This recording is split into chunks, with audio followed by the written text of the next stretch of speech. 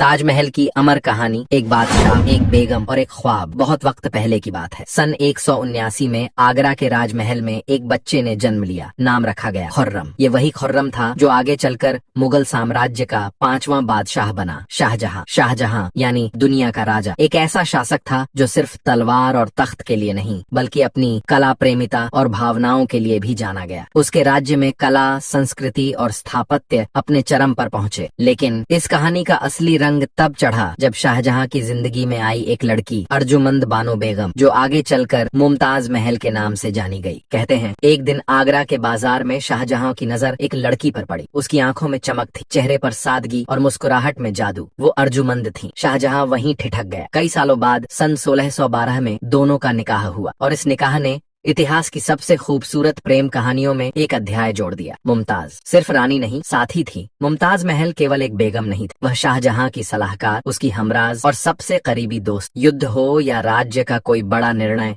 मुमताज हमेशा शाहजहां के साथ होती। उनकी मोहब्बत ऐसी थी कि जहां शाहजहां गया, मुमताज उसके साथ रही, यहाँ तक कि युद्ध के मैदानों में भी। लेकिन मोहब्बत की यह कहानी जल्द ही एक दर्दनाक मोड़ लेती है। सन 1631 की बात है। मुमताज महल अपने 14वें बच्चे को जन्म देते वक्त दुनिया को अलविदा कह गई। शाहजहां टूट गया। कहते हैं कि उस दिन के बाद से शाहजहां ने हंसना छोड़ दिया। बाल सफेद हो गए, दिल वीरान हो गया। लेकिन उस वीराने में एक ख्वाब पल रहा, एक ऐसा मकबरा जो मुमताज की याद को हमेशा के लिए अमर कर दे। और तब जन्म हुआ ताजमहल का। सन 1632 में यमुना नदी के किनारे एक ऐसा निर्माण शुरू हुआ जिसे आज हम ताजमहल के नाम से जानते हैं। 20,000 से ज्यादा कारीगर 22 सालों तक दिन रात लगे रहे।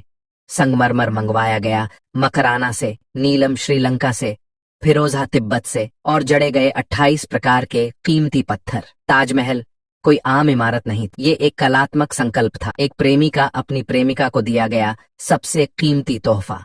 ताजमहल के चारों कोनों पर खड़ी 4 मीनारें हल्की सी बाहर की ओर झुकी हुई हैं, ताकि अगर कभी भूकंप आए तो वे मुख्य मकबरे पर न गिरे। इसके केंद्रीय गुंबद के नीचे मुमताज की प्रतीकात्मक कब्र है और ठीक बगल में शाहजहां की भी। लेकिन असली कब्रें तहखाने में गुप्त रूप से रखी गई हैं, एकदम साधारण, बिना किसी आडंबर के, जैसे उनका प्रेम सच्चा, शुद्ध और गहरा। लेकिन क्या शाहजहां ने अपना सपना पूरा होते देखा? नहीं। उसके बेटे औरंगजेब ने तख्त हथिया लिया और शाहजहां को ही आगरा के किले में कैद कर दिया। सालों तक शाहजहां एक ही खिड़की से हर रोज ताजमहल को निहारता रहा। वो देखता रहा उस प्रेम की याद को जो अब पत्थर में ढल चुकी। सन 1666 में शाहजहां ने आखिरी सांस ली और उसके पार्थिव शरीर को मुमताज की कब्र के पास दफना दिया गया। ताजमहल पत्थरों में बसी एक दुआ।